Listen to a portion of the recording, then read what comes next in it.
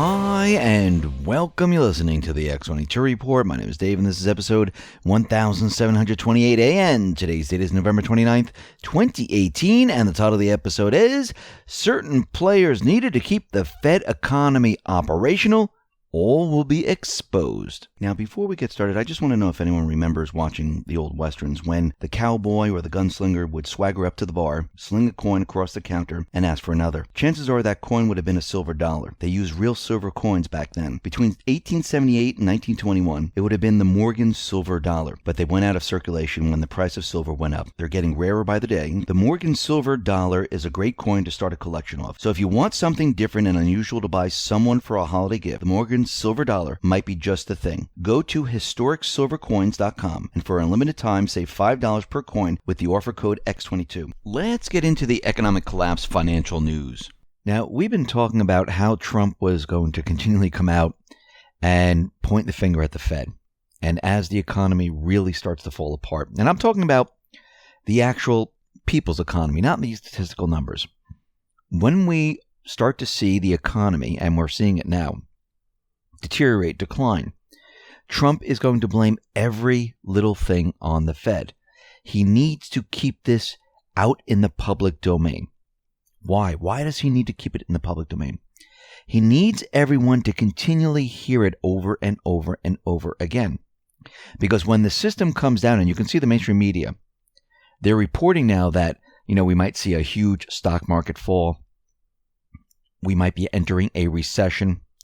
And they're building this up. Now, again, Trump, he's been pumping this economy up using the same manipulation that the central bankers, deep state, used in the past.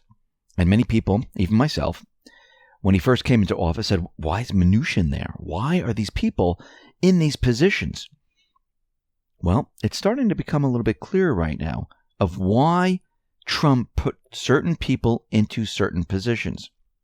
Now, other people were forced upon him. And those people, he kind of got rid of. But certain individuals, he kept. And there's always a reason for this. Think about this for a second. The entire system, and we've been talking about this for quite a while. We've been talking about how they manipulate all data. How they manipulate the GDP. During Obama's term, they went all the way back to 1929. Added in research and development into the GDP numbers, recalculated GDP all the way to the present day to make GDP numbers look a lot better. We know that they don't count, certain people who've fallen off, who are no longer looking for a job. Well, even though they haven't gone on an interview within 4 weeks, they're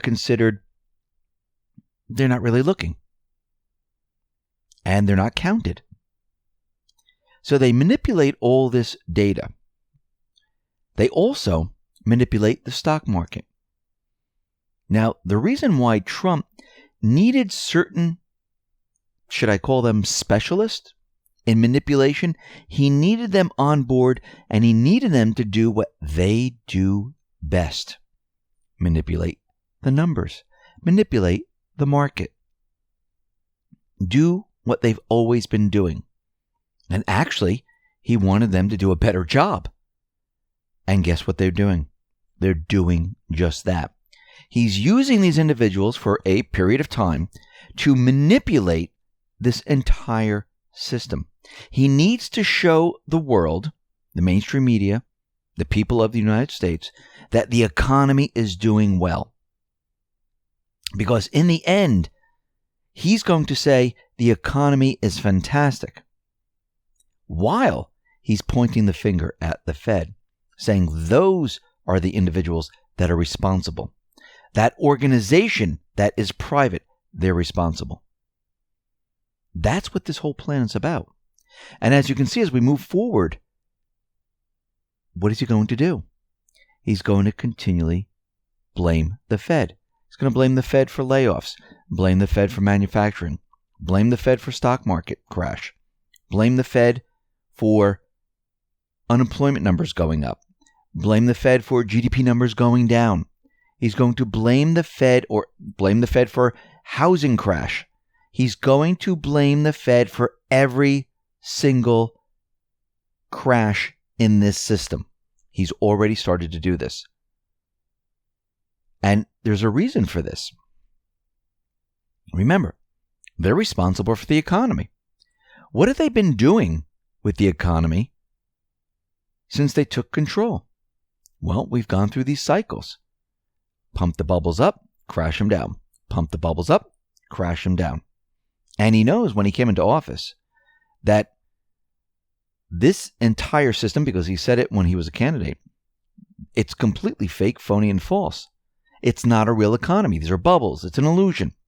But I think when he came into office, he started to realize that the system was much worse and there was no way around it unless they pushed it to the edge. And the only way to do this is to have those people on board, to let them do what they do best.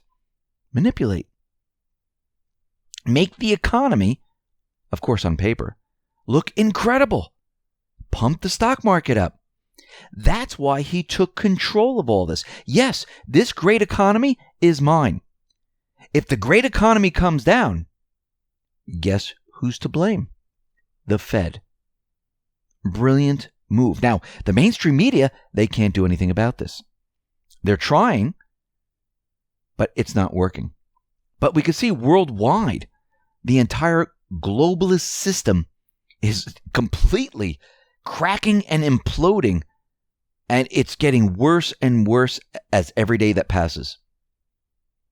And it's going to get a lot worse. We see German pharmaceuticals, Bayer. They announced they're going to be cutting 12,000 jobs. Now, they employ 118,000 jobs worldwide, but they're going to be cutting 12,000 people.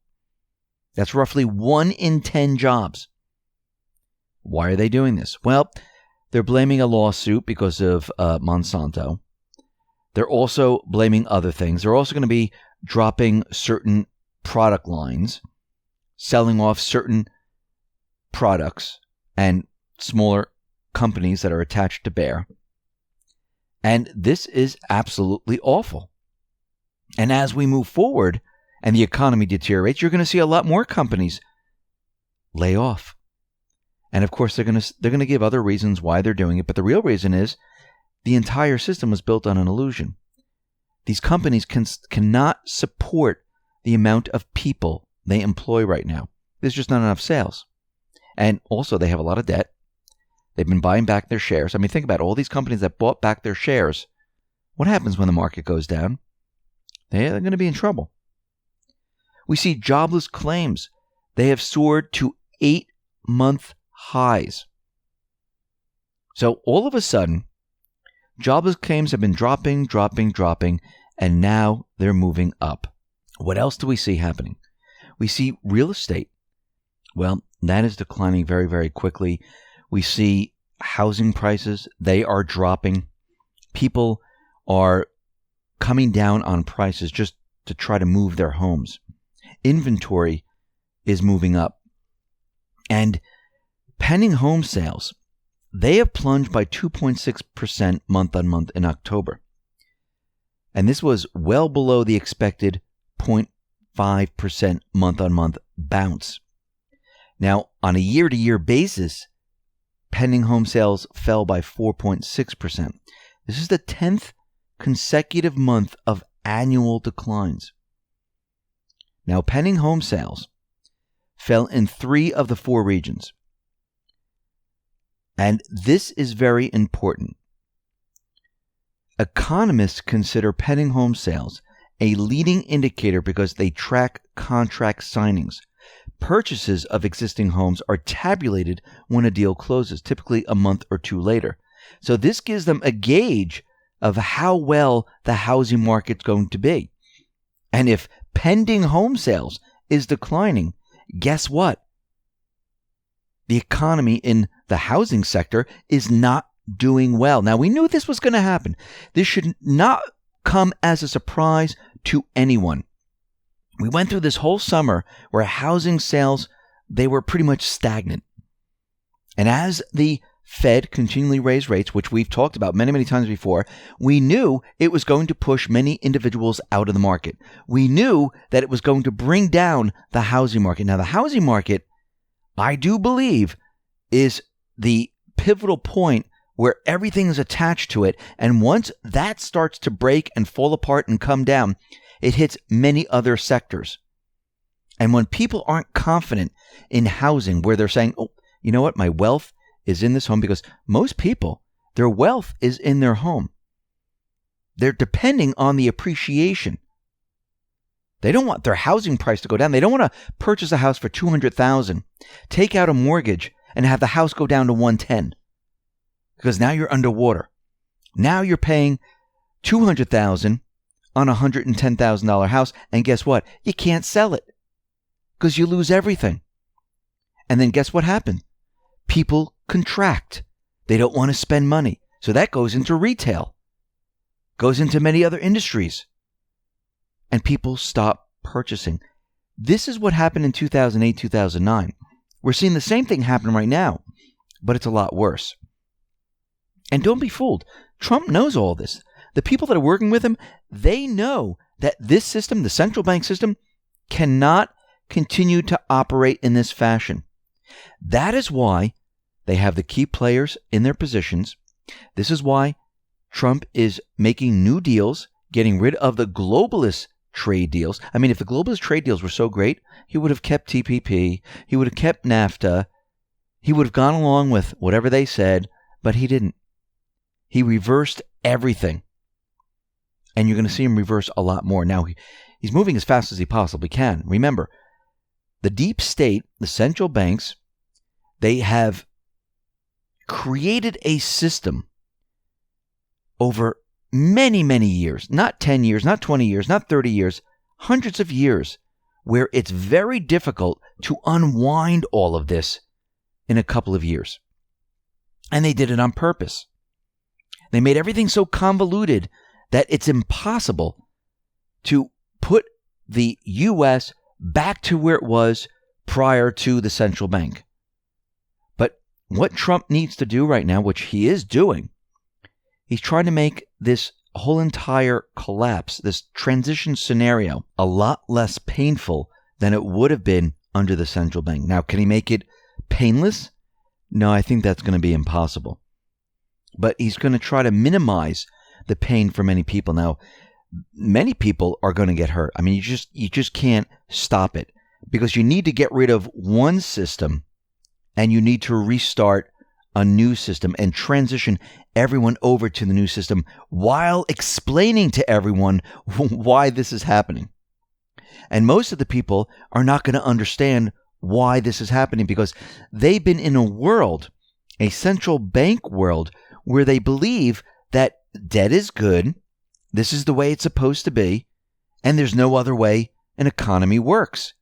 We've been brainwashed over the many, many years to think this. And those people, they're going to have a very difficult time, especially those people who believe in the paper dollar. Those people that are protecting their wealth with gold or silver, maybe even cryptocurrency. Now, I wouldn't suggest just one insurance policy. I would suggest many insurance policies. This is what I do personally to make sure that I'm protected all the way around. And this is why you still need a little bit of cash. This is why you need gold and silver. This is why you need cryptocurrencies, because you need to be prepared. You also need food, water, medical supplies, because when this transition happens, a lot of things are going to change. Things that you thought would never change, they will change. Things that you never thought would happen, like the store shelves being empty, they might be empty. And people, I don't think, understand, especially those people that are sleeping, that this most likely will happen. Now, we need to understand that this entire system, and we've been saying it for quite a while, it's an illusion. It's something that the central bankers, the deep state, have created to make you think that things are okay here. I'll give you an example. When we talk about unemployment, you have to remember how the Bureau of Labor Statistics figures this out. So, if you have an individual who is working in a part-time job, and they work 1 hour a week. The Bureau of Labor Statistics bases the official unemployment rate on employees who did any work for pay or profit during the week being surveyed. So if there's an individual who has a part-time job, worked 1 hour a week, they're working. Does that tell you how great the economy is? No. That's manipulation to make the unemployment numbers look fantastic. So the unemployment rate also fails to include those who have given up looking for work. Remember, if you haven't been on an interview within like 4 weeks or so, you're no longer included in this. You're no longer looking. You've fallen off. And you can see how these numbers are so manipulated. That's why when you look at unemployment numbers and you say, wow, we're down to 3.7. Well, if you have a part-time job and you work 1 hour a week, yeah, that's great. But can you survive on that? No. That's why these numbers are fake. They're an illusion. And if you do this to GDP, and if you do this to many other numbers, they're fake too. Because they manipulate them in such a way to make you believe that everything is great. And then when everything starts to fall apart, everyone scratches their head and says, well, what happened here? Trump has been using all of this to push the agenda of taking down the Federal Reserve, the central bank, using their weapon against them. Because do you really think the mainstream media, the central bank, the deep state is going to say, hey, wait a minute, that's not the real unemployment rate. It should be 15, 18%. Trump then would say, really? This is the calculation that was given to me. I'm using your calculation. You're telling me that you lied all this time? So they're never going to do this. He needed individuals in these key positions to continue with the manipulation and make the economy shine like you've never seen before. To place the blame on the central bank. And we're seeing this narrative form. And he's going to continue with this until the central bank is brought down on its knees and their books are opened up and people see what they have done. That's the ultimate part of this plan. Listen, everyone, thanks a lot for listening. Be well, be safe, and especially be prepared. Thanks a lot.